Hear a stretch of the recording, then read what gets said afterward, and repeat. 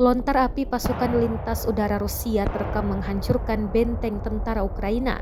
Rekamannya beredar di Telegram pada Sabtu 3 Juni 2023. Dalam keterangan unggahan disebutkan serangan dilakukan dari jarak lebih dari 300 meter dari berbagai posisi tembak.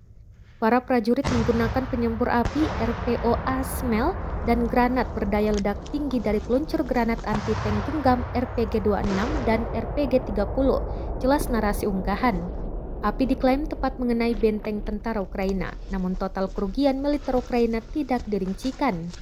Perang di antara pasukan militer Rusia dengan Ukraina hingga hari ini, Sabtu 3 Juni 2023, terhitung telah berlangsung 465 hari lamanya.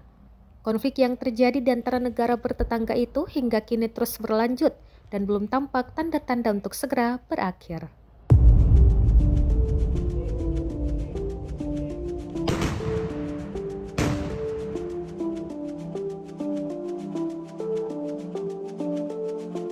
Пунктов Причистовка и Угледар Донецкой Народной Республики уничтожены два склада артиллерийских боеприпасов, 68-й егерский и 72-й механизированный бригады.